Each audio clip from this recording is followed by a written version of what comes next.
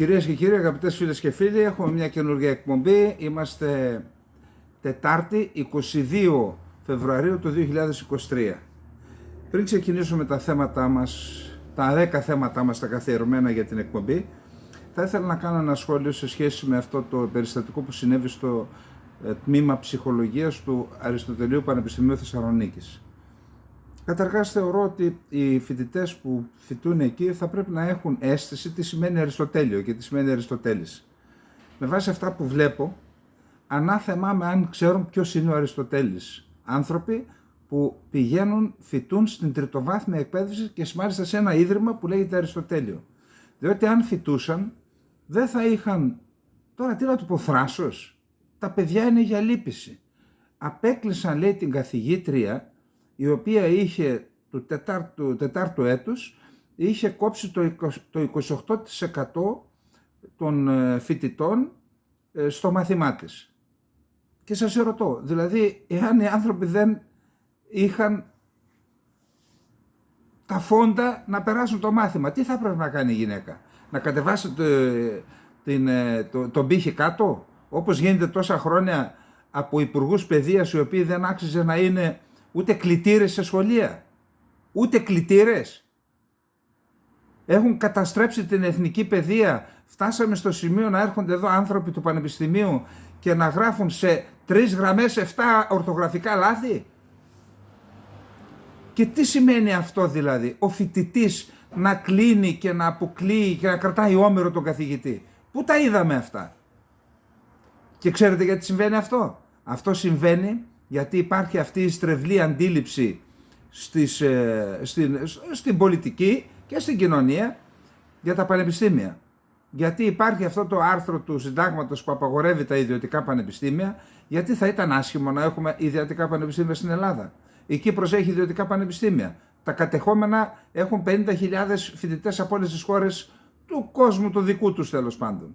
Και στέκουν όρθια όσο στέκουν από τα έσοδα αυτά. Η Κύπρος νομίζω ότι 1, 2, 3, 4% του ΑΕΠ προέρχεται από τα ιδιωτικά πανεπιστήμια. Γιατί η Ελλάδα να μην έχει ιδιωτικά πανεπιστήμια? Διότι λένε αυτοί οι οποίοι είναι εναντίον αυτής της ρύθμισης, ότι ό,τι γίνεται στην Ελλάδα γίνεται στραβό, ότι θα εμπορευματοποιηθεί. Γιατί να εμπορευματοποιηθεί? Στα χέρια σας είναι. Βάλτε θεσμικά όργανα τα οποία να κρατούν το επίπεδο των ιδιωτικών πανεπιστήμιων ψηλά. Τι λογική είναι αυτοί οι οποίοι ψηφίζουν όχι στα ιδιωτικά πανεπιστήμια στην Ελλάδα, αλλά τα παιδιά τους θα στέλνουν στο εξωτερικό σε ιδιωτικά πανεπιστήμια? Και φτάσαμε στο σημείο η Ελλάδα να στέλνει στα Σκόπια, στην Πρίστινα, στο Βουκουρέστι, επί ψυχρού πολέμου. Οι άνθρωποι δεν είχαν να φάνε. Εδώ έχω φίλους φοιτητές που δεν είχαν να φάνε εκεί. Τα στέλνουμε τα παιδιά μας εκεί για σε ξένα, πληρώνουμε. Χάνουμε τόσα παιδιά. Διότι δεν συζητάμε για αυτούς που πάνε στην Αμερική, στην Αγγλία, οι περισσότεροι μένουν εκεί. Και γιατί? Επειδή υπάρχουν ιδεολειψίες να μην έχουμε εδώ πανεπιστήμια αξιόπιστα, να λειτουργούν με βάση σκληρές αρχές που θα θεσπίσει το ελληνικό κράτος και να μην είναι κερδοσκοπικά, να μην την εμπορευματοποιήσουμε. Υπάρχει και αυτός ο τρόπος. Να μην είναι κερδοσκοπικά. Γιατί λοιπόν να μην υπάρχουν? Και να σας πω κάτι, εγώ ξέρω τώρα από ανθρώπους που έχουν φοιτήσει έξω ότι υπάρχει οι φοιτητές και σε κολέγια εδώ που οι φοιτητές βαθμολογούν τους καθηγητές. Και ο καθηγητής με βάση τις παρατηρήσεις των φοιτητών, ο καθηγητής λογοδοτεί. Και αυτός αρμοδίος. Δεν κατάλαβα. Αυτό είναι, άμα δεν κάνει κάποιος καλά τη δουλειά του, να θεσμοθετηθεί τρόπος οι φοιτητές να καταγγέλνουν τον καθηγητή, βάζοντας το ονοματάκι τους από κάτω, ούτως ώστε τα κακό κείμενα να βελτιώνονται. Τι είναι αυτό να χτίζουμε τα πανεπιστήμια στις πόρτες με τούβλα, να μπαίνουν μέσα να απειλούν καθηγητές, να κρατούν όμηρους καθηγητές? Δεν τρεπόμαστε λίγο, λέω εγώ? Εδώ που κατήντησαν αυτοί οι οποίοι κυβερνούν τον τόπο, που κατήντησαν τη χώρα. Να έχουμε χάσει εκατοντάδες χιλιάδες ανθρώπους. Δεν μιλώ για τα δισεκατομμύρια που πηγαίνουν στις ξένες χώρες, Αγγλία, Ηνωμένες Πολιτείες Αμερικής, Γαλλία, Ολλανδία, Γερμανία, Βουλγαρία, Σκόπια, Κωσυφοπαίδιο, στην Πρίστινα. Θυμάμαι είχαν κάνει μάλλον τότε με το Κόσοβο, έκαναν και διαδήλωση να μεταγραφούν όλοι από την Πρίστινα Από το Πανεπιστήμιο της Πρίστινα όταν έγιναν το 1999 οι βομβαρδισμοί να μεταγραφούν όλοι στα ελληνικά πανεπιστήμια. Μιλάμε για τέτοια αθλιότητα. Εν πάση περιπτώσει, θα πρέπει να ντρέπονται οι πολιτικοί στο σύνολό τους. Όλοι έχουν ευθύνες που δεν έχει λυθεί αυτό το πρόβλημα. Διότι και αυτοί που είναι υπέρ, μάλλον κάτι δεν έκαναν σωστά για να μην πείσουν τους υπόλοιπους. Όλοι έχουν τις ευθύνες. Λοιπόν, θα ξεκινήσουμε τα θέματά μας τώρα, κλασικά. Ξεκινάμε από τον πόλεμο. Βρισκόμαστε μόλις 2 μέρες πριν από την εισβολή των ρωσικών στρατευμάτων μέσα στο ουκρανικό έδαφος. Αυτή είναι η σωστή ορολογία. Εισβολή των ρωσικών στρατευμάτων μέσα στο ρωσικό έδαφος. Αυτό πώς δεν είναι εισβολή, τι είναι? Τι θα πει ειδική στρατιωτική επιχείρηση? Μπορεί η Ρωσία να είχε τους λόγους της να την ονομάζει έτσι. Εμείς δηλαδή πρέπει να προσχωρήσουμε στη λογική αυτή? Εισβολή ρωσικών στρατευμάτων στο ουκρανικό έδαφος. Ένα χρόνο μετά λοιπόν, που βρισκόμαστε?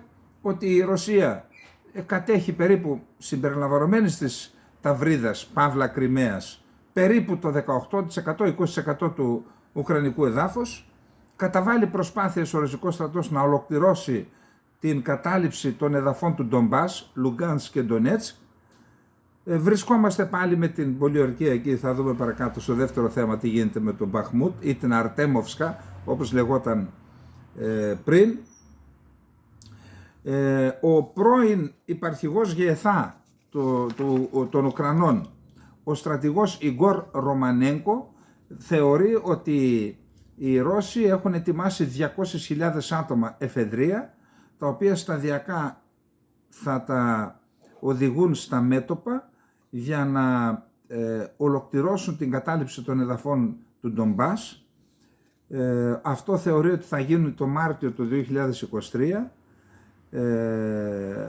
Εν τω μεταξύ, ο επικεφαλής της κύριας διεύθυνσης πληροφοριών του Υπουργείου Άμυνας της Ουκρανίας, Κυρίλ Μπουντάνοφ, θεωρεί ότι οι αποφασιστικές μάχες των ρωσικών στρατευμάτων, δηλαδή η βασική επίθεση, θα ξεκινήσει στα τέλη της Άνοιξης, από τα μέσα έως τα τέλη της Άνοιξης. Αυτή η περίοδος, λέει, θα είναι ένα σημείο καμπής. Σύμφωνα με τον Μπουντάνοφ, έχει ξεκινήσει ήδη η μεγάλη επίθεση, απλά σταδιακά αυξάνεται η ένταση αυτής της επίθεσης. Έχουμε και άλλες εξελίξεις. Φαίνεται ότι η Βρετανία θα παραχωρήσει στην Ουκρανική πολεμική αεροπορία το υποστρατηγικό σύστημα πύραυλος Cruise, στην ουσία θα μπορούσαμε να πούμε ότι είναι, το Storm Shadow. Το Storm Shadow θα τοποθετηθεί. Αυτή τη στιγμή η Ουκρανική πολεμική αεροπορία έχει 3 τύπους αεροσκαφών στις τάξεις της. Έχει MiG-29 και MiG-27, αυτά είναι μαχητικά, αλλά έχει και MiG-27 και MiG-29 και Sukhoi 27 που είναι μαχητικά. Έχει και ορισμένα Sukhoi 24 που είναι καθαρά βομβαρδιστικά. Θα τοποθετηθούν λοιπόν σε αυτούς τους 3 τύπους, θα γίνουν οι αναγκαίες μετασκευές και θα τοποθετηθούν τα βλήματα αυτά, τα Storm Shadow, τα οποία, επαναλαμβάνω, έχουν εμβέλεια 250 χιλιόμετρα. Θα έλεγα ότι μοιάζουν με τα αντίστοιχα βλήματα που έχουμε και εμείς στα Mirage 2000, εννοώ τα χαρακτηριστικά τους. Αυτό, σύμφωνα με την ρωσική πλευρά, αποτελεί μια κίνηση που θα οδηγήσει στην κλιμάκωση του πολέμου, γιατί με αυτές τις βόμβες οι Ρώσοι θα υποστούν πλήγματα και στο βάθος του μετώπου. Οι Ουκρανοί δηλαδή θα μπορέσουν να εκτοξεύουν και να χτυπήσουν στόχους στο βάθος του μετώπου, ακόμα και στο έδαφος της Ρωσίας. Στόχος φυσικά είναι η Ταυρίδα ή η Κριμαία, όπως είπαμε. Γι' αυτό και το τελευταίο διάστημα, δεν ξέρω αν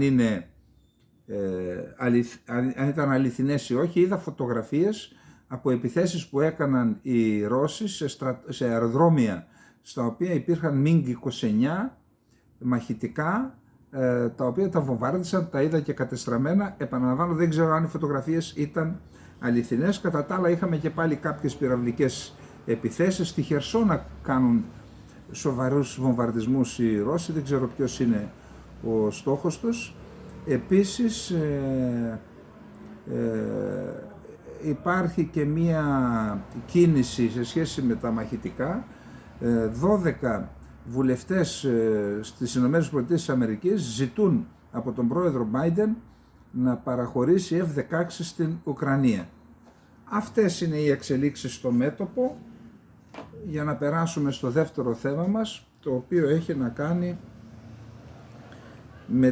με τον ανοιχτό πόλεμο πλέον που γίνεται μεταξύ Βάγνερ και της κανονικής του Υπουργείου Άμυνας της Ρωσίας. Το Υπουργείο Άμυνας της Ρωσίας, είπαμε πρώτα, έκανε δηλώσεις στο Telegram πριν από 4 μέρες ο διοικητής, ο ιδιοκτήτης της Βάγνερ, ο Πριγκόζιν.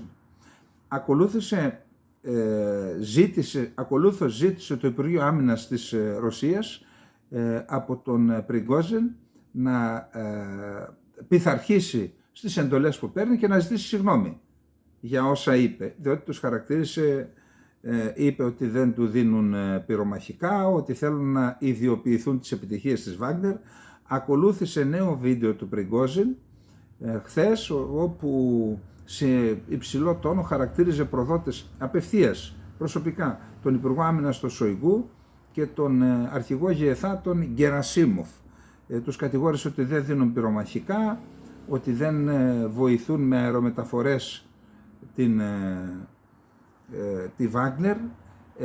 Φαίνεται ότι ένας από τους λόγους που έχει πάρει αυτήν την τροπή κόντρα του Πριγκόζιν με την στρατιωτική ηγεσία έχει να κάνει με την απόφαση, πολιτική απόφαση είναι, να μην επιτρέπεται η στρατολόγηση πλέον κρατουμένων στις φυλακές στις τάξεις της Βάγνερ.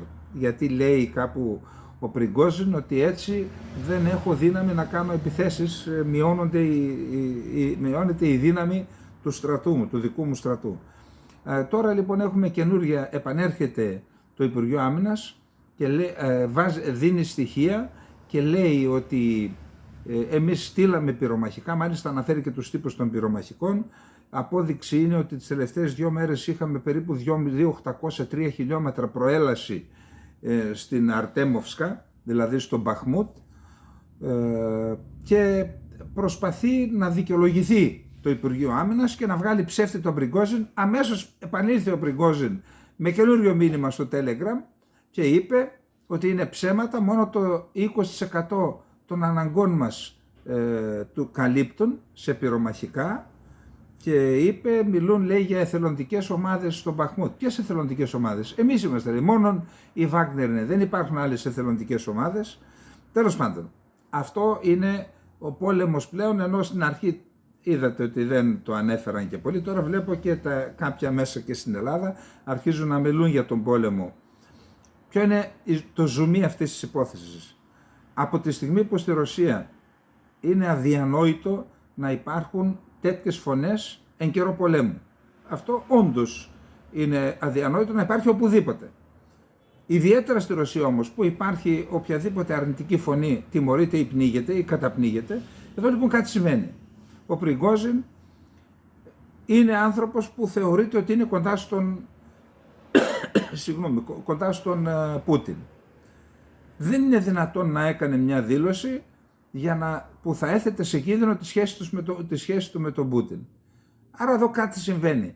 Πιθανότατα εκφράζει και τη δυσαρέσκεια του Πούτιν, κάτι που δεν μπορεί να πει ίσως ο ίδιος ο Πούτιν, εκφράζει τη δυσαρέσκεια του Πούτιν στην αναποτελεσματικότητα των Ρώσων στρατηγών διαστόματος Βάγνερ. Επίσης διάβαζα και μια άλλη πληροφορία, ότι το τελευταίο διάστημα λείπει από τα πεδία των μαχών ο Καντήροφ, ο οποίος λέει ένα μεγάλο διάστημα ζει στο Ντουμπάι, που σημαίνει ότι και αυτός κάπου έχει προβλήματα με τους στρατηγούς. Εν πάση περιπτώσει, μέχρι στιγμής αυτά, εγώ είχαμε πει σε παλιότερη εκπομπή το καλοκαίρι, ή μάλλον το Σεπτέμβριο αν δεν κάνω λάθος, ότι είχα διαπιστώσει, είχα και ορισμένες πληροφορίες, ότι υπήρχε δυσαρέσκεια για την στρατιωτική ηγεσία, για τις επιλογές της, για τον τρόπο με τον οποίο σχεδίασε την επιχείρηση στην Ουκρανία. Εν πάση περιπτώσει, τώρα είμαστε στην κορύφωση αυτού του εμφυλίου πολέμου μεταξύ της Βάγνερ, που δίπλα το ίσως είναι και ο Καντήροφ, απλά αυτός δεν το δηλώνει, και από την άλλη πλευρά η στρατιωτική ηγεσία, η οποία όντως έχει ευθύνες αντικειμενικά. Εμείς δεν είμαστε μέρος του προβλήματος, αντικειμενικά θεωρώ και καθαρά τεχνοκρατικά ότι έχει ευθύνες για τις αποτυχίες της Ρωσίας στα μέτωπα της Ουκρανίας.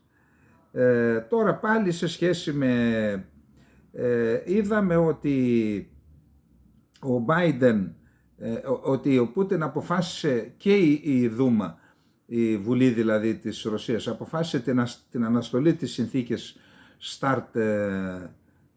New Start, που ήταν συμφωνία μεταξύ των ΗΠΑ και της Ρωσίας και αφορά τον αμοιβαίο έλεγχο των πυρηνικών κεφαλών μεταξύ των δύο χωρών. Πάγωσαν οι Ρώσοι τη συμφωνία, δηλώνοντας ότι αυτοί θα τηρήσουν αυτά που προβλέπονται στη συμφωνία για τον αριθμό των πυρηνικών κεφαλών. Ήταν ένα μήνυμα που θα έλεγα κλιμάκωσης από πλευράς της Ρωσίας στα βήματα που κάνει βασικά οι Ηνωμένες Πολιτείες της Αμερικής, γιατί το ΝΑΤΟ είναι ίσον οι Ηνωμένες Πολιτείες της Αμερικής. Επίσης ο Biden δήλωσε τη δυσαρέσκειά του για το πάγωμα της συμφωνίας New Start. Επίσης συναντήθηκε στην Πολωνία, στη Βαρσοβία αν δεν κάνω λάθος, γιατί δεν είδα τίποτα άλλο, με την ομάδα του Βουκουρεστίου, η 9 του Βουκουρεστίου. Αυτό δεν το γνώριζα, τώρα το είδα, διαβάζοντας το δημοσίευμα, ότι 9 χώρες που βρίσκονται στην περιφέρεια της Ρωσίας, της Ανατολικής Ευρώπης, δηλαδή Βουλγαρία, Τσεχία, Εσθονία, Ουγγαρία, Λετονία, Λιθουανία, Πολωνία, Ρουμανία και Σλοβακία, αποτελούν την ομάδα των 9 της Ανατολικής Ευρώπης. Μίλησε σε αυτούς ο Biden και είπε ότι δεν πρόκειται να επιτρέψουμε να πατήσουν τα ρωσικά στρατεύματα ούτε ένα μέτρο γης από το έδαφος του ΝΑΤΟ.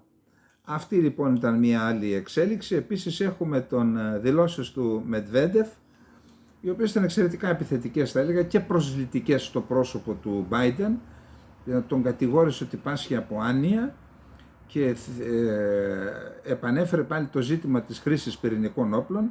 Είπε αν τελικώς οι ΗΠΑ με όσα κάνουν θέλουν να νικήσουν τη Ρωσία, στην ουσία λέει πρόκειται για έναν πόλεμο Αμερικής-Ρωσίας, τότε εμείς δηλώνουμε έτοιμοι να χρησιμοποιήσουμε και τα πυρηνικά μας όπλα.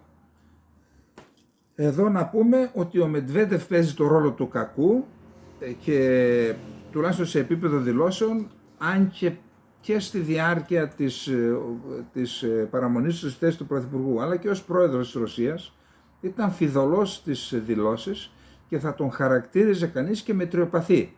Δηλαδή η δημόσια εικόνα του έδειχνε έναν μετριοπαθή πολιτικό. Τώρα βλέπουμε ότι είναι γεράκι και πιο σκληρός από τον Πούτιν. Για αυτά που λέγαμε, ότι δεν είναι κακός να προσωποποιούμε το πρόβλημα που αντιμετωπίζει το ΝΑΤΟ, η Δύση, η Ευρώπη με τη Ρωσία, να το προσωποποιούμε στον Πούτιν. Λάθος. Υπάρχει, επαναλαμβάνω, μια στρατιά γραφειοκρατών που αν αναλάβει κάποιους από αυτούς που είναι υποψήφοι, μπορεί να είναι και πιο σκληρός και πιο επιβλαβής για τα συμφέροντα της Δύσης. Δεν σημαίνει αυτό ότι εμείς είμαστε ότι πρέπει να μείνει ο Πούτιν, απλά είπαμε κακώς κάνουμε και προσωποποιούμε στο πρόσωπο. Το πρόβλημα λέγεται Ρωσία και όχι Πούτιν. Αυτή είναι η ξεκάθαρη θέση. Το πρόβλημα όπως το αντιλαμβάνεται η Δύση, επαναλαμβάνω. Λοιπόν, να πάμε στο τρίτο θέμα. Ναι, τρίτο θέμα είναι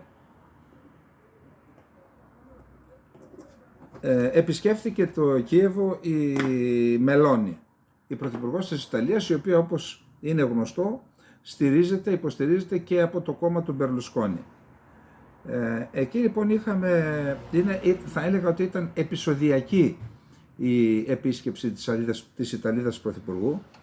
Ο Ουκρανός πρόεδρος επιτέθηκε στη ουσία στον Μπερλουσκόνη παρουσία της Πρωθυπουργού, της Ιταλίδας Πρωθυπουργού, και είπε για την στάση του, για τις δηλώσεις που έχει κάνει και που παίρνει αποστάσεις δηλαδή από την Ουκρανία.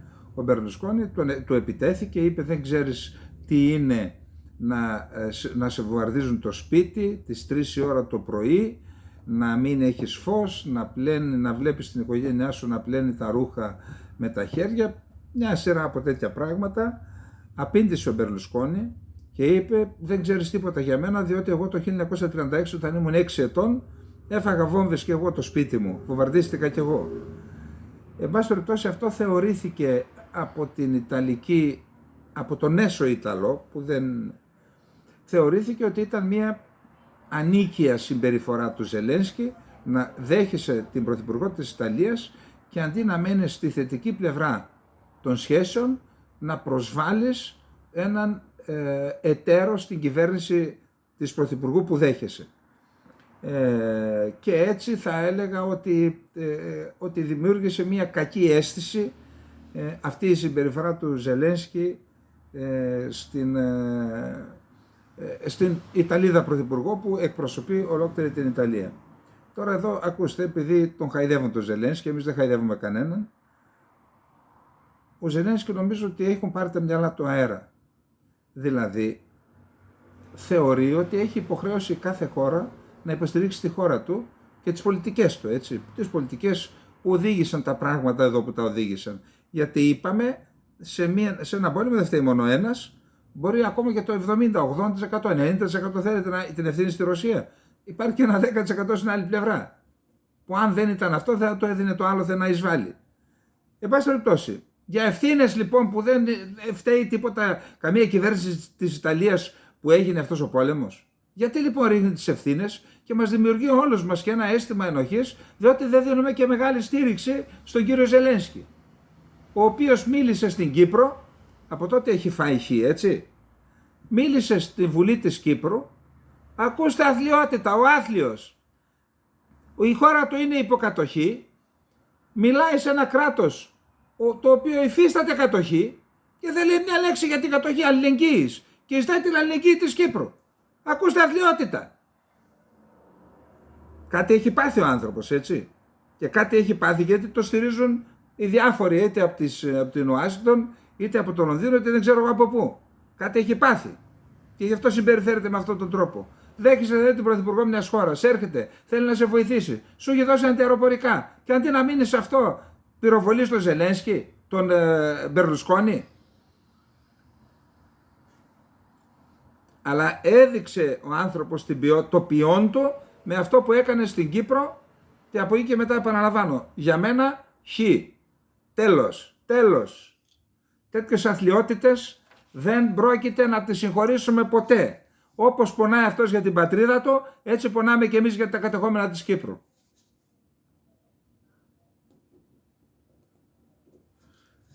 Λοιπόν, πάμε στο επόμενο θέμα. Εδώ στην εκπομπή μας έχουμε θίξει το ζήτημα της Μολδαβίας. Μία χώρα για μας σημαντική, ένα κομμάτι της ιστορίας μας γράφτηκε σε αυτή τη χώρα. Επί πολλές δεκαετίες οι ηγεμόνες της Μολδοβλαχίας, που ήταν ηγεμονίες, δηλαδή ήταν ημιανεξάρτητες, είχαν αυτονομία από το Σουλτάνο, ήταν Έλληνες. Ο παππούς του Αλέξανδρου Υψηλάντη, ο Κωνσταντίνος Υψηλάντης, ο πατέρας του ήταν ο Κωνσταντίνος, ο παππούς του Αλέξανδρου Υψηλάντη ήταν ο άνθρωπος που έκανε, που έγραψε τη συνθήκη του Κιουτσούκα Εναρτζή, αν δεν κάνω λάθος, με την οποία συνθήκη άρχισε η αντίστροφη μέτρηση και άρχισαν να κτίζουν τα θεμέλια για την ίδρυση του ελληνικού κράτους, για την επανάσταση για την ίδρυση του ελληνικού κράτους. Εν πάση περιπτώσει, εκεί ήταν ο Ιερός Λόγος, από εκεί ξεκίνησαν όλα. Επαναλαμβάνω, κομμάτι της ιστορίας μας έχει γραφτεί στα εδάφη της Μολδαβίας. Γι' αυτό πιστεύω ότι η Ελλάδα οφείλει να έχει πάντα τις καλύτερες σχέσεις με όποια κυβέρνηση κυβερνά αυτή τη χώρα. Εν πάση περιπτώσει, εκεί είναι γνωστό από το 1992-1993 υπάρχει ένα ζήτημα. Οι Ρώσοι στην περιοχή που είναι δυτικά του Ρου του Δνίστερου ποταμού, που ονομάζεται Υπερδνηστερία, που είναι έδαφος της Δημοκρατίας της Μολδαβίας. Εκεί έχουν ανακηρύξει ήταν αυτόνομοι, έχουν ένα σώμα στρατού, ανακήρυξε την ανεξαρτησία της, μια δημοκρατία της Υπερδνηστερίας που δεν αναγνωρίζεται από κανέναν, μόνο από την Ρωσία. Και αυτό λοιπόν είναι ένα ζήτημα που η Μολδαβία θέλει να το λύσει τώρα. Δηλαδή ο Πρωθυπουργός, ο τωρινός Πρωθυπουργός, ζήτησε την αποχώρηση των στρατευμάτων. Υπάρχει μια συμφωνία για το καθεστώς της Υπερδνηστερίας, το οποίο το υπέγραψε η Μολδαβία. Εν πάση περιπτώσει, κάτι σαν τις συμφωνίες του Μίνσκ δηλαδή, πολύ πιο πριν από το 2014.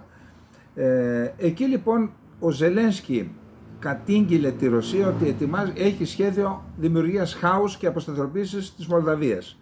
Στη συνέχεια και η πρόεδρος της Δημοκρατίας της Μολδαβίας έκανε και αυτή μια διεθνή καταγγελία για το θέμα. Η Ρωσία το διέψευσε.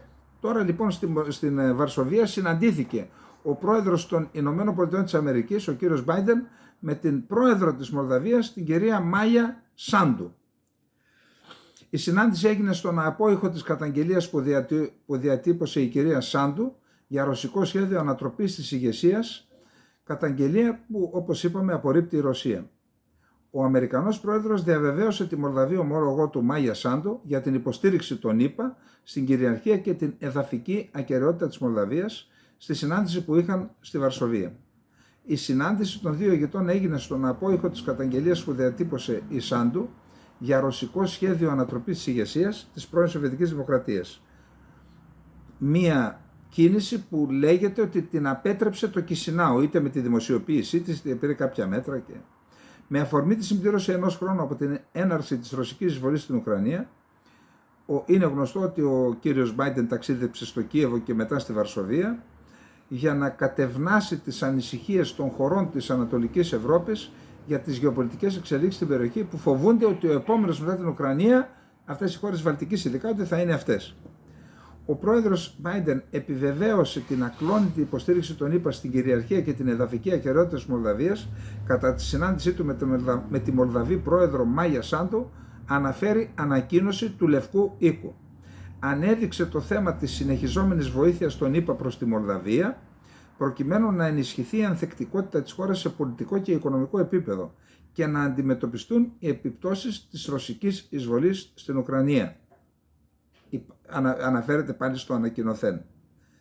Είπαμε ότι μετά την παραίτηση της κυβέρνησης Γκαβριλίτα, ο νέος πρωθυπουργός της Μολδαβίας, η νέα πρωθυπουργός Ντορίν Ρεσεάν, δεσμεύτηκε να ακολουθήσει φιλοευρωπαϊκή πορεία και ζήτησε την αποστατικοποίηση της Υπερδνηστερίας, όπως είπαμε, που είναι μια περιοχή, έχει δηλώσει την ανεξαρτησία της, αποσχιστήσα, με ένα σώμα ρωσικού στρατού να εδρεύει εκεί, και ζήτησε την απόσταση του ρωσικού σώματος στρατού από την περιοχή για την επανενσωμάτωση της περιοχής αυτής στο έδαφος της επικράτειας της Μολδαβίας. Λοιπόν, πάμε στο επόμενο θέμα. Το επόμενο θέμα είναι πραγματικά πολύ σοβαρό. Εδώ από αυτή την εκπομπή πολλές φορές, ξέρετε,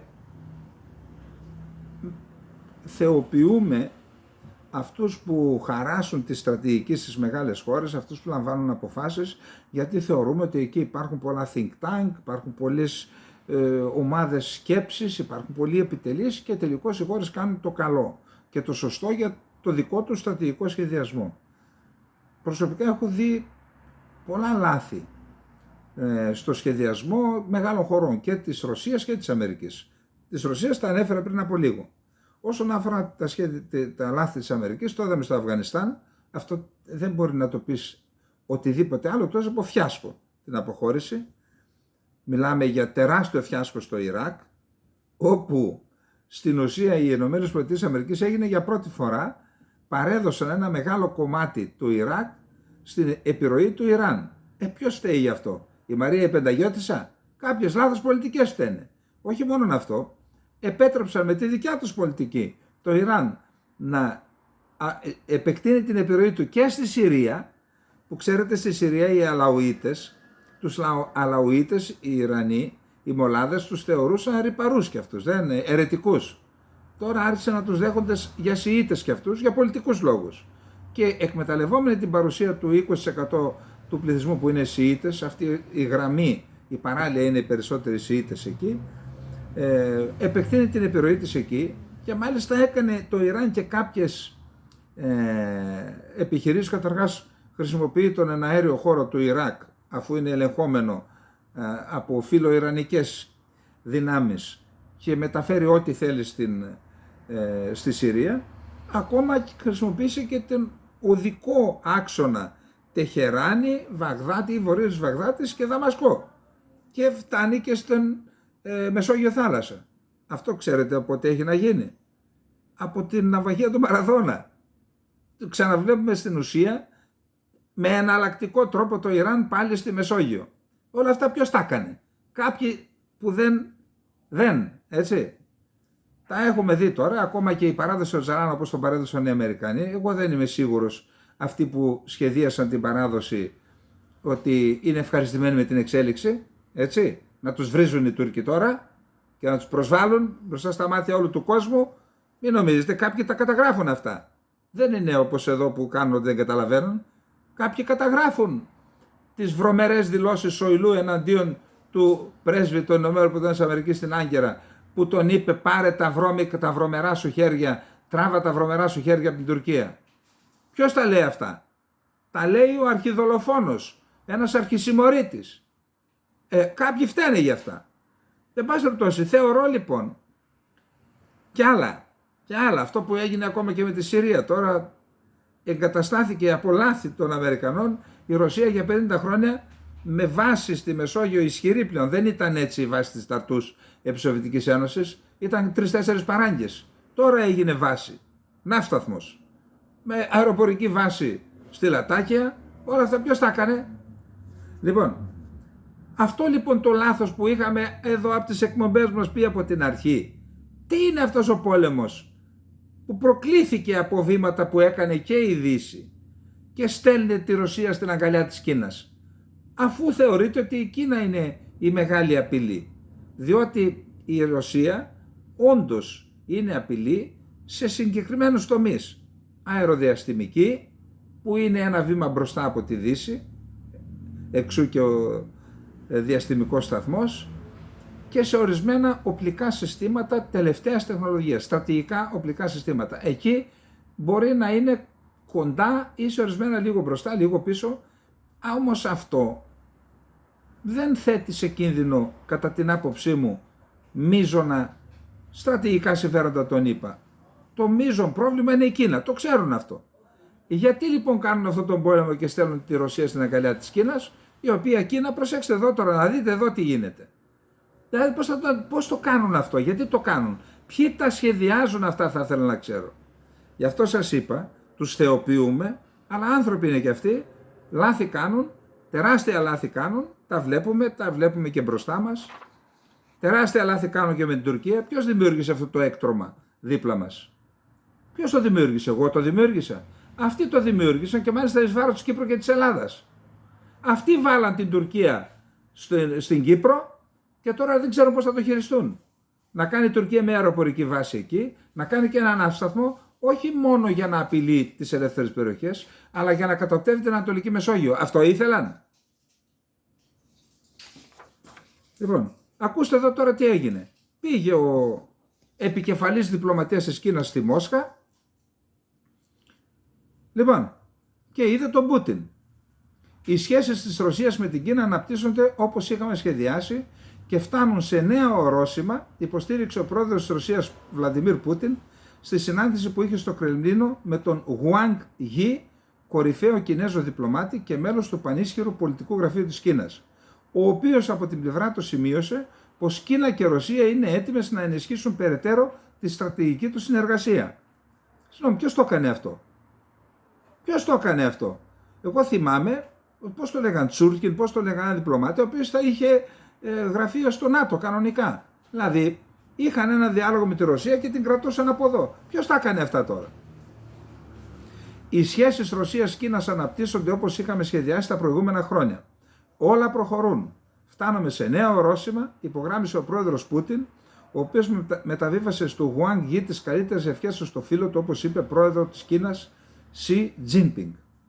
Ο Πούτιν, αναφερόμενος στην επανεκλογή του Τζίνπινγκ στην Προεδρία του Κομμουνιστικού Κόμματος Κίνας και στις αλλαγές που επήλθαν στο πολιτικό γραφείο, υποστήριξε ότι στην Κίνα έχουν λάβει χώρα πολύ σημαντικά εσωτερικά πολιτικά γεγονότα, τα οποία, όπως είπε, συμβάλλουν στην ενίσχυση της χώρας και δημιουργούν τις συνθήκες για την προοδευτική ανάπτυξή της.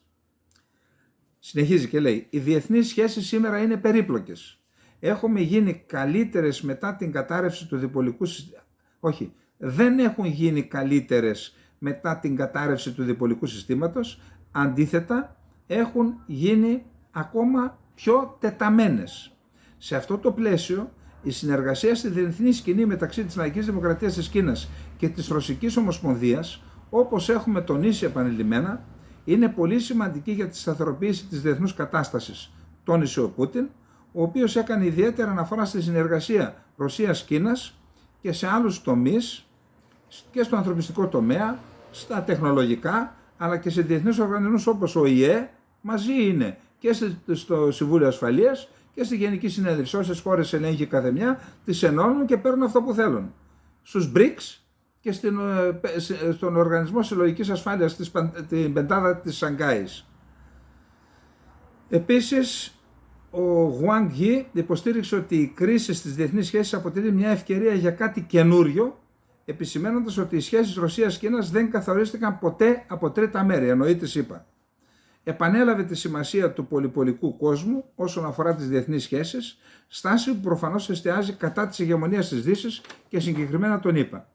Στη συνέχεια συναντήθηκε και με τον Λαυρόφ και λέει ο Γι: θα επιδιώξουμε σταθερά μια ανεξάρτητη και αυτόνομη εξωτερική πολιτική και θα εφαρμόσουμε περαιτέρω στρατηγικές ανοίγματος στο πνεύμα του αμοιβαίου ωφέλους και θα κερδίσουμε. Θα ανοίξουμε νέους ορίζοντες για την ανάπτυξη συνεργασίας όχι μόνο με τη Ρωσία, αλλά και με άλλες χώρες του κόσμου μέσω του εξυγχρονισμού της Κίνας, ενώ θα επιδιώξουμε να βελτιώσουμε και την ουσία της αλληλεπίδρασης με όλους τους εταίρους. Η Κίνα παραμένει προσιλωμένη στην ανάπτυξη των σχέσεών της με τη Ρωσία, παρά την ασταθή κατάσταση που επικρατεί στην παγκόσμια σκηνή, εννοεί φυσικά τον πόλεμο. Τέλος πάντων, και ο Λαυρόφ είπε τα δικά του, συναντήθηκε και με τον Πατρούσεφ, δηλαδή το νούμερο 1 του Συμβουλίου Ασφαλείας της Ρωσίας, για την ασφάλεια και τη σταθερότητα στον Ειρηνικό ωκεανό. Τα έχουμε πει ότι οι ΗΠΑ προστατεύονται, η ανατολική πλευρά, οι ανατολικές ακτές προστατεύονται από τον Ατλαντικό, γιατί υπάρχει το ΝΑΤΟ. Είναι αδύναμοι στον Ειρηνικό ωκεανό και όσο σμπρώχνουν οι φωστήρες της Ουάσιγκτον, έτσι ξέρετε ποιοι είναι τώρα, 3-4 άνθρωποι είναι, οι οποίοι δεν σκέφτονται σωστά, πιστεύω ότι είναι σε άλλο κόσμο, οθούν τη Ρωσία στην Κίνα και τώρα γεννάται η συμμαχία στον Ειρηνικό. Πώς θα αντιμετωπίσουν από εκεί, με μια Κορέα, Βόρεια Κορέα, παιδί της Κίνας από ό,τι μου λένε, προτεκτοράτο της Κίνας, με μια Κίνα αυτή που είναι και μια Ρωσία μαζί με την Κίνα στον Ειρηνικό. Δεν υπάρχει ΝΑΤΟ εκεί, ούτε υπάρχουν οι χρήσιμοι ηλίθιοι της Ευρώπης για αυτή την κατάσταση. Λοιπόν, έκτο θέμα, διάβασα μία δηλώσεις που έκανε ένας υπεύθυνος της Ιντερσός Ελλάς, που βρίσκεται στη Συρία νομίζω με 30 γιατρούς και περιγράφει μια κατάσταση με τα μελανότερα χρώματα για θέματα καθαρά ανθρωπιστικά και θέματα υγείας, νοσηλείας και υγείας. Ότι είναι διαλυμένα τα πάντα, δεν υπάρχουν οργανωμένα συνεργεία διάσωσης σε αυτή τη χώρα, υπάρχει πρόβλημα, δεν ελέγχει η Δαμασκός, η πρωτεύουσα της χώρας, το Ιντλίμπ και τις άλλες κατεχόμενες περιοχές από την Τουρκία, όπου εκεί η κατάσταση είναι τραγική. 13 εκατομμύρια λέει έχουν επηρεαστεί από το σεισμό, έχουν ανάγκη από ιατροφαρμακευτική περίθαλψη, ακόμα και από τα βασικά, τη διατροφή. Ποιος τα κατέστρεψε όλα αυτά? Ποιος? Ο Ασάντ. Ο Ασάντ. Ποιος πήγε να τον ανατρέψει? Ποιος πλήρωσε εκατοντάδες εκατομμύρια δολάρια το Κατάρ? Αγόρασαν όπλα, τα μετέφεραν από την Κροατία, από τη Σλοβακία, από την Τσεχία, με αεροπλάνα στο αεροδρόμιο των Αδάνων και της Αλεξανδρέτας, αυτό που καταστράφηκε, έχουμε όλες τις πτήσεις και τι κουβαλώσαν. Εξόπλισαν τους λιποτάκτες του Συριακού στρατού να καταστρέψουν μια χώρα. Μπήκε η Τουρκία, λαιλάτισε την βιομηχανική υποδομή της Συρίας, πάνω από 20 δισεκατομμύρια δολάρια, 40.000 τρομοκράτες τζιχαντιστές προσγειώθηκαν στα αεροδρόμια της Τουρκίας, φιλοξενήθηκαν από το τουρκικό κράτος και στη συνέχεια τους οδήγησαν μέσα στη Συριακή επικράτεια για να ανατρέψουν τον Άσαντ και έχουμε αυτή την άθλια κατάσταση που βρίσκεται τώρα ο λαός της Συρίας. Ποιος φταίει για όλα αυτά? Ποιος φταίει για όλα αυτά? Είναι δυνατόν να φταίει μόνο ένας, μόνο ο Άσαντ? Δηλαδή ο Άσαντ, τα έχουμε πει, μπροστά στην Τουρκία και στον Ερντογάν είναι προσκοπάκι. Δεν έχει κάνει γενοκτονία αυτός, ούτε κάνει τώρα γενοκτονία. Η Τουρκία κάνει γενοκτονία στο Αφρίν. Ξέρετε τι είδα προχθές? Μία γυναίκα, νέα κοπέλα, 25-30 χρονών, ζήταγε βοήθεια, την διέσωσαν στο Αντίαμαν, τη διέσωσαν, ήταν μέσα στα χαλάσματα και στη συνέχεια έβγαλε και τους γονείς της. Και ξέρετε τι είπε? Οι γονείς μου, λέει, φοβόντουσαν να ζητήσουν βοήθεια, γιατί δεν ξέρουν τουρκικά, από τη Συρία είναι. Φοβόντουσαν να ζητήσουν βοήθεια, γιατί αν ζητούσαν βοήθεια στα αραβικά θα τους άφηναν εκεί να πεθάνουν. Αυτή είναι η Τουρκία. Είπαμε, δώσαμε, καλά δώσαμε βοήθεια, αλλά μην τρελνόμαστε κιόλας. Δεν μπορείτε να φανταστείτε τι βλέπω κάθε μέρα στα βίντεο. Δεν μπορείτε να φανταστείτε. Μιλάμε για μια κοινωνία δηλητηριασμένη με ισλαμικό τουρκοεθνικιστικό φασισμό. Δηλητηριασμένη. Θα τη βρούμε μπροστά μας. Μην πετάτε στα σύννεφα. Αυτά λοιπόν για τη Συρία. Να πάμε παρεμπιπτόντως, 20.000 με βάση δημοσιεύματα τουρκικά, 20.000 Σύριοι πρόσφυγες επέστρεψαν στη χώρα τους μετά το σεισμό. Δεν έρχονται προς τα εδώ, στην πατρίδα τους πηγαίνουν. Τα είχα πει από την αρχή. Αν αυτά τα 9 δισεκατομμύρια που δώσατε στον Ερντογάν για να τα βάλει, δεν ξέρω πόσα δόθηκαν σε ΜΚΟ, αλλά και οι ΜΚΟ ελεγχόμενες από αυτόν είναι. Αν δινόταν αυτά τα λεφτά, όχι στον Άσαντ, εάν πήγαιναν στη Δαμασκό, χτιζόντουσαν σπίτια και δινόντουσαν σε κάθε οικογένεια που επιστρέφει 20.000 ευρώ, σήμερα θα είχαμε 1-2 εκατομμύρια Σύριους που θα επέστρεφαν στη χώρα τους. Αν είχαν ένα σπίτι που θα έκθεζε η Ευρωπαϊκή Ένωση και 20.000 ευρώ για να ξαναξεκινήσουν τη ζωή τους. Και δέσμευση από τον Άσαντ ότι δεν θα κάνει αντίπεινα στους ανθρώπους. Αυτή είναι η πολιτική. Και όχι να το στιβάζουμε στην Τουρκία στα χέρια, στα βρωμερά χέρια του Ερντογάν και του καθεστώτος του.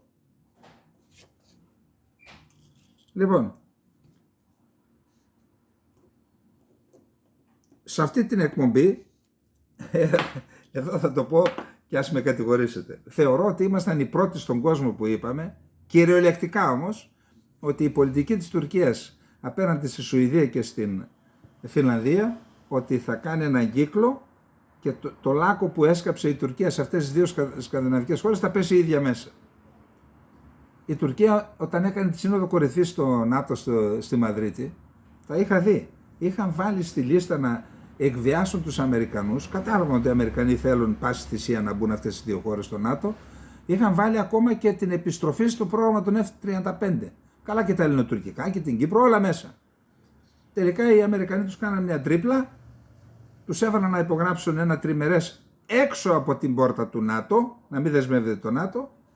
Η Τουρκία έκανε όσα έκανε, τα ξέρετε, τα έχουμε πει τώρα. Και τώρα τι διαβάζει στην Deutsche Welle? Αλλά να σας πω κάτι. Μόνο όταν διαβάζουν από την Deutsche Welle εδώ μερικοί φωστήρες, λέει τι λένε. Συγγνώμη, οι Έλληνες αναλυτές τι είναι? Αυτό λέγεται επαρχιατισμός και ραγιαδισμός. Εντάξει, πάμε λοιπόν τώρα. Μετά την επίσκεψη Blinken, η Deutsche Welle τα λέει αυτά. Η Άγκερα εμφανίζεται πιο δεκτική στο ζήτημα της προσβοράν διεύρυνσης του ΝΑΤΟ. Πιθανές οι εκλογές 14 Μαΐου.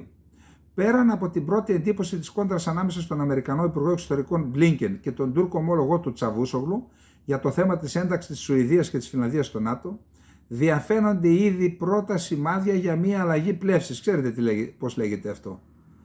Κυβίστηση ή στα λαϊκά κολοτούμπα. Εσείς διαλέξτε όποια λέξη θέλετε. Μετά την επίσκεψη Blinken στην Τουρκία, τελικά θα συνεχιστούν στο αρχηγείο του ΝΑΤΟ οι συνομιλίες με την Τουρκία του τριμερούς μηχανισμού για την ένταξη της Σουηδίας και της Φινλανδίας. Αυτά η Τουρκία τα έχει παγώσει, έδιωξε αξιωματούχους, δεν θέλω, μην έρχεσαι κτλ. Οι λεονταρισμοί. Τώρα λοιπόν γυρνάει στον τριμερή. Ο μηχανισμός αυτός, τον οποίο ουσιαστικά είχε παγώσει άγκαιρα, ενεργοποιείται και πάλι. Έτσι, η αρχική αρνητική στάση της Άγκυρας κατά την επίσκεψη του Υπουργείου Ιστορικών των ΗΠΑ φαίνεται πως αφήνει τη θέση της σε ένα πρώτο βήμα που δεν αποκλείεται να οδηγήσει σε μια θετική στάση μέχρι τη Σύνοδο Κορυφής του ΝΑΤΟ που θα γίνει τον Ιούνιο. Παρεμπιπτόντως, τις επόμενες μέρες, πρώτες μέρες του Μαρτίου, θα κυρωθεί η είσοδος Σουηδίας-Φινλανδίας στο ΝΑΤΟ από το Κοινοβούλιο της Ουγγαρίας. Η Τουρκία θα μείνει μόνη. Δεν μπορεί να το σηκώσει αυτό το βάρος σε αυτή τη φάση. Και πριν το σεισμό, ιδιαίτερα τώρα. Η ένταξη της Άγκυρας στην περιοδία Μπλίνκεν, ο Μπλίνκεν όταν τον είχε βρήσει τον πρέσβειο Σοηλού, τον Αμερικανό, είχαμε δήλωση του State Department που έλεγε δεν επιβεβαιώνεται η επίσκεψη Μπλίνκεν στην Άγκυρα. Τώρα λοιπόν λέει η ένταξη της Άγκυρας στην περιοδία Μπλίνκεν αποφασίστηκε μετά το σεισμό, ο οποίος άλλαξε άρδιντα δεδομένα στην περιοχή. Τώρα φαίνεται ότι η επίσκεψη του Αμερικανού αξιωματούχου δίνει τους πρώτους καρπούς. Οι ΗΠΑ που θέλουν να κάνουν αισθητή την παρουσία τους δίνοντας βαρύτητα στην ευρύτερη περιοχή ενεργειακά και στρατιωτικά, φαίνεται ότι πλησιάζουν περισσότερο τους στόχους τους μετά τις τελευταίες εξελίξεις. Διόλου τυχαία και η επίσκεψη Biden στην Ουκρανία, αλλά και γενικότερα στην Ανατολική Ευρώπη, καθώς θέλει να εδραιώσει και να αυξήσει τις πιέσεις που ασκούνται στη Ρωσία. Στη συνέχεια λέει ότι ζητάει, και θα τα δούμε στο τελευταίο θέμα αυτό, αναφέρεται και στα θέματα τα ελληνικά, θεωρεί ότι θα έχουμε συγκεκριμένα βήματα για την επαναπροσέγγιση και την επανέναρξη ενός είδους διαλόγου μεταξύ Τουρκίας και Ελλάδας. Λέει ότι πήρε το μήνυμα ο Μπλίνκεν ότι θέματα κυριαρχίας η Ελλάδα δεν πρόκειται να συζητήσει, θα τα δούμε αυτά στο 10ο θέμα. Και επίσης λέει ότι ο Ερντογάν, επειδή θεωρεί ότι όσο περνάει ο καιρός η δυσφορία του κόσμου δεν μπορεί να διαχειριστεί τη δυσφορία του κόσμου ούτε με 10.000 λίρες, δηλαδή 500 ευρώ, σκάρτα 500 ευρώ που δίνει στους σεισμοπαθείς, δεν τα κάνει. Ένας που έχει χάσει παιδιά, γυναίκα, εγγόνια, σπίτι, τα πάντα. Του λες τώρα πάρε και αυτά, τι να τα κάνω. Επειδή λέει, αν τα αφήσουμε για ένα χρόνο που ήταν ο αρχηγός σχεδιασμός, μπορεί να δυσκολέψουν τα πράγματα, δεν μας φτάνει ούτε η Χουριέτ, ούτε η Μελιέτ, ούτε η Σαμπάχ, ούτε η Γενή Σαφάκ, τα προπαγανδιστικά έντυπα και οι τηλεοράσεις που έχει. Η δύναμη του κόσμου και των μέσων κοινωνικής δικτύωσης είναι ανίκητη. Λέει λοιπόν θα κάνουν εκλογές είτε 14 Μαΐου είτε 18 Ιουνίου. Πάμε λοιπόν τώρα στο επόμενο θέμα. Είναι ο σεισμός στην Τουρκία. Λοιπόν, πολύ γρήγορα γιατί έχουμε θέματα να πούμε. Λοιπόν, 61 δικηγόροι κατέθεσαν μήνυση κατά του Ερντογάν και κάποιων υπουργών για τις ευθύνες που έχουν για τις διαστάσεις που πήρε η καταστροφή στο σεισμό. Θεωρούν ότι επί 22 χρόνια ο τρόπος με τον οποίο κυβέρνησαν την Τουρκία, η διαφθορά στο θέμα το κατασκευαστικό έτσι, και των ελεκτικών μηχανισμών ήταν αυτή η οποία οδήγησε τα πράγματα. Και να σου πω την αλήθεια, επειδή εγώ δεν ξέρω από κατασκευαστικά, ρώτησα ένα φίλο μου που έκανε ένα σπίτι εδώ σε μια συνοικία, ένα τριόροφο, το λέω εσένα σε ήλεγξαν, μου λέει 2 φορές ήρθαν. Και τι ήλεγξαν? Ήλεγξαν τα σίδερα και πήραν λέει δείγμα και από το σίδερο που έβαλα, καταρχάς πόσα σίδερα, και από το μπετόν. Εύχομαι να υπάρχει αυτός ο έλεγχος όλη την Ελλάδα. Αυτός ο έλεγχος λοιπόν δεν υπήρχε στην Τουρκία. Και γι' αυτό μήνυση από 61 δικηγόρους. Ένας δικηγόρος μεμονωμένος στη Σαμσούντα, τον είδα χθες ένα βίντεο, ο οποίος τάχωνε άγρια στον Ερντογάν. Δεν φοβάται πια ο κόσμος. Και αυτό είναι το πρόβλημα του Ερντογάν. Λοιπόν, επίσης είδα τον Ντεμιρτάς να λέει από τη φυλακή να ενωθούν οι 6 της αντιπολίτευσης, τα κόμματα που είναι με το κόμμα της Δημοκρατίας των Λαών, είναι 4-5 κόμματα της αριστεράς, έχουν κάνει ένα άλλο μέτωπο. Υπάρχει και ένα άλλο μέτωπο με το Εργατικό Κόμμα της Τουρκίας, 5-6 σοσιαλοαριστερά και αυτά. Λέει ενωθείτε όλοι μαζί και κύριε Κεμάλ τράβα μπροστά, εννοεί τον Κυριστάρογλου. αυτό είναι ένα μήνυμα ότι αν τελικώς ο Κιλισδάρογλου αποφασίσει να διευρύνει το μέτωπο της αντιπολίτευσης, τότε οι Κούρδοι θα πάνε μαζικά, και αν γίνει αυτό, τότε παρότι ο Κιλισδάρογλου έχει ένα, είπαμε, είναι μειονεκτική η θέση του έναντι του Ερντογάν, τότε είναι σίγουρο ότι θα κερδίσουν.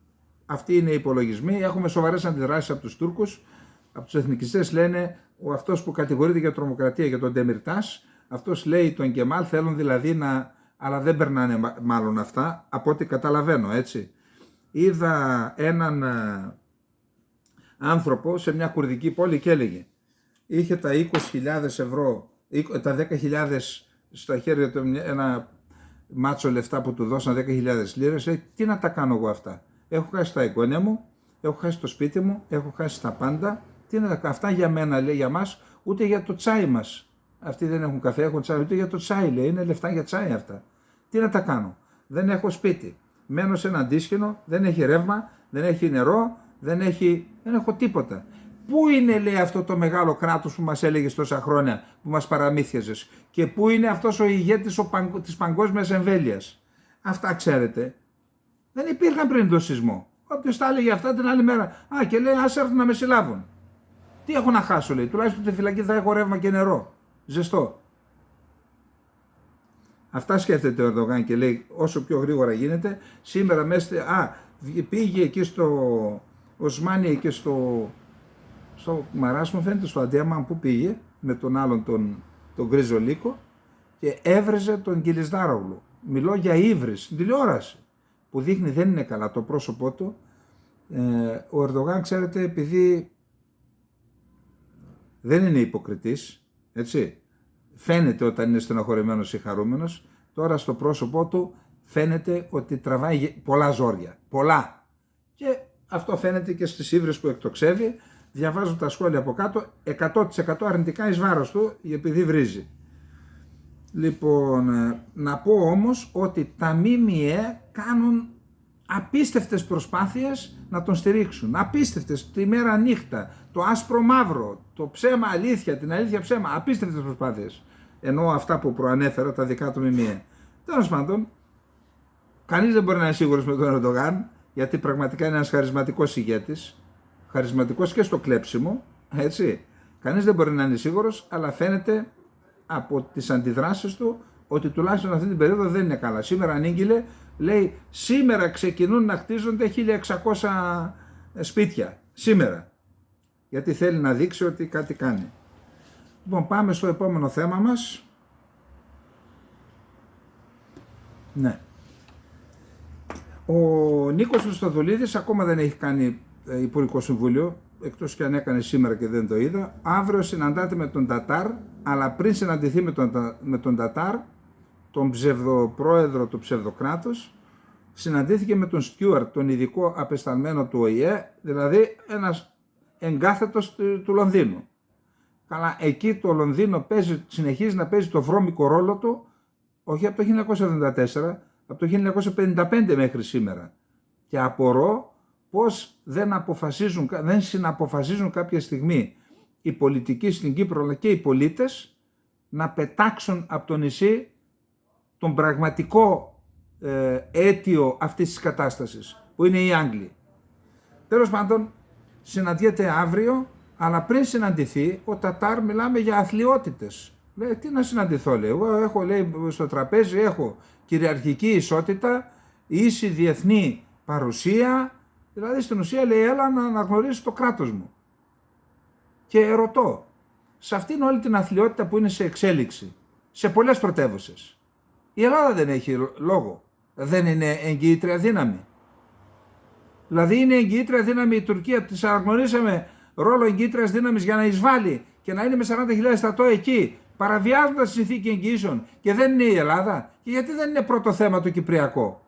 Ο Ανδρέας το έβαλε στο ράφι, βγήκε με πρώτο θέμα το Κυπριακό, στον Νταβός το έβαλε στο ράφι και όλοι το κρατάνε στο ράφι εκεί, στο αλάτι, το έχουν αλατίσει. Γιατί δεν το θέσαν στον Μπλίνκεν πρώτο θέμα. Τι θα γίνει, κύριε Μπλίνκεν, με τις 40.000 στρατιώτες που είναι πάνω στο νησί, τους Τούρκους?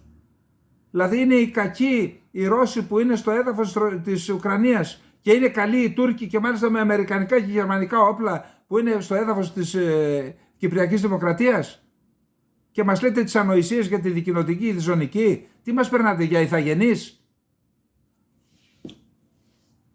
Αυτή η ιστορία με το Κυπριακό πρέπει να ξυπνήσει τους Έλληνες, τον απανταχού ελληνισμό. Δεν είναι δυνατόν ο Μενέντες, ένας άνθρωπος Λατίνος κουβανός τι είναι, να παίρνει τις πιο προωθημένες θέσεις από τον καλύτερο Έλληνα πολιτικό και να λέει ζω για τη στιγμή που θα δω τον τελευταίο στρατιώτη, τελευταία μπότα τουρκική να φεύγει από την Κύπρο.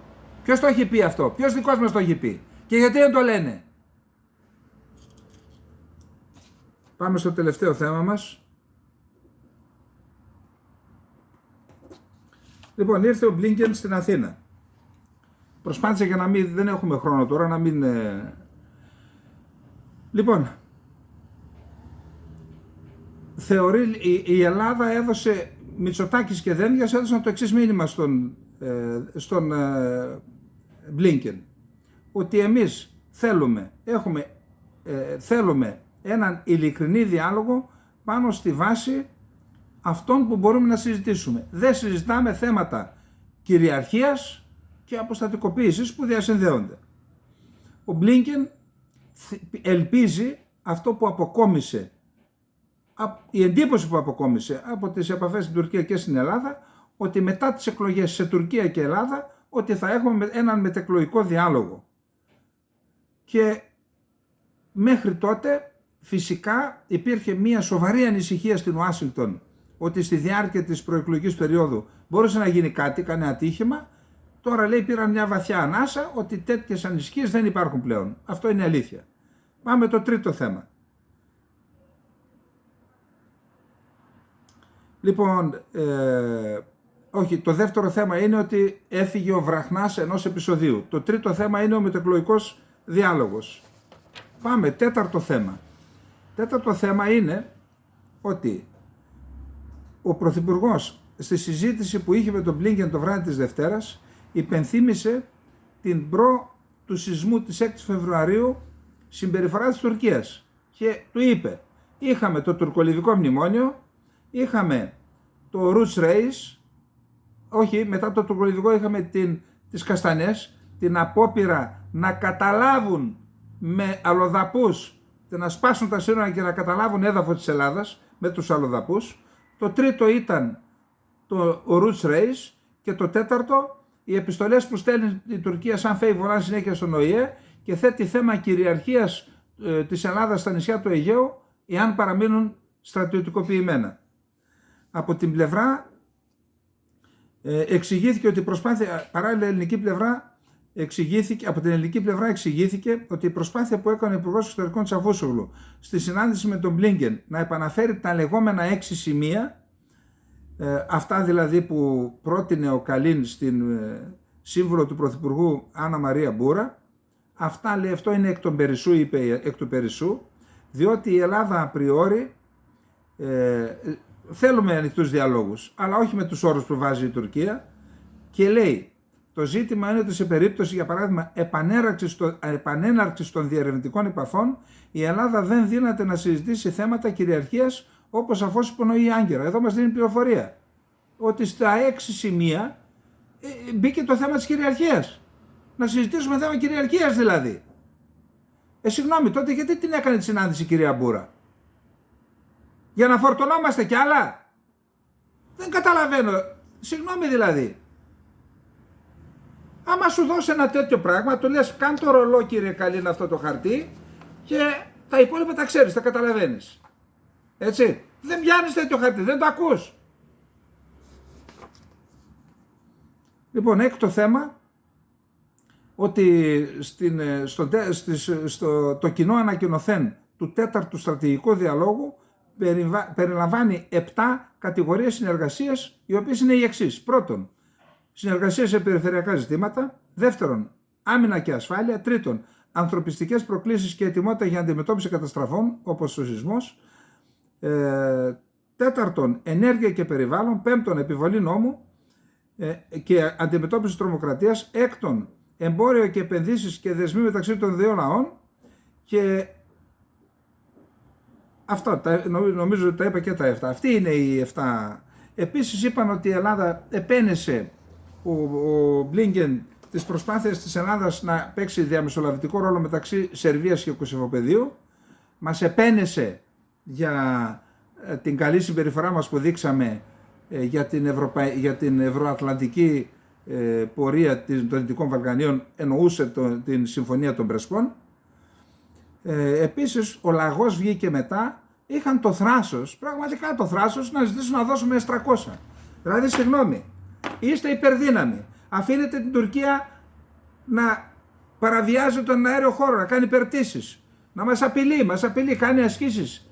Έχουμε τους S-300 για να προστατεύσουμε την άμυνα της πατρίδας μας. Και λες στην Ελλάδα, χωρίς να έχει λυθεί το πρόβλημα της ασφάλειας, δώσει τους S-300 να έχουμε μια τέτοια τρύπα στην δική μας άμυνα. Και όχι μόνο τρύπα, είδα μπράβο τους, είπαν ότι αν δώσουμε, λέει, τους S-300, παραβιάζουμε τη συμφωνία End User Certification, δηλαδή του πιστοποιητικού τελικού χρήστη, και αυτό θα έχει σοβαρές επιπτώσεις και στα άλλα ρωσικά συστήματα, το Ορμή 1, όσα κτλ. Τι θα κάνουμε, καταστρέψουμε την Ελλάδα, γιατί, για να φτιάξουμε τον άλλον πάνω, ο οποίος δεν υπολόγισε την Κύπρο? Συγγνώμη, οι Αμερικανοί τα δώσαμε όλα, είναι αθλιότητα να ζητούν από την Ελλάδα αυτά τα πράγματα. Και κακώς δέχτηκαν συζήτηση. Κόψε συζήτηση, δεν συζητάμε άλλα όπλα. Τέλος, ό,τι δώσαμε. Έβαλαν και ένα άλλο θέμα. Η Ελλάδα, λέει, έχει το μεγαλύτερο αριθμό Leopard 1 Α2, είναι η προηγούμενη γενιά Leopard, 500. Το μεγαλύτερο στις χώρες του ΝΑΤΟ στην Ευρώπη. Λέει, τώρα δεν είναι δυνατόν να συζητηθεί αυτό προεκλογικά. Τι σημαίνει, θα το δούμε μετεκλογικά? Συγγνώμη, αυτά είναι αθλιότητες. Και όποιος τολμήσει να κάνει τέτοια, να μην βγουν μπροστά στον ελληνικό λαό. Και το τελευταίο, τονίστηκε η μεγάλη αξία της Αλεξανδρούπολης. Λοιπόν, αυτά, συγγνώμη, καλά παιδιά είμαστε, πιστεύουμε στην ελληνοαμερικανική συνεργασία, στρατηγική συνεργασία, αλλά μπιπ δεν είμαστε. Και αν κάποιοι είναι, δεν είναι ο ελληνικός λαός, αυτό να το θυμάστε. Λοιπόν, αυτά. Καληνύχτα.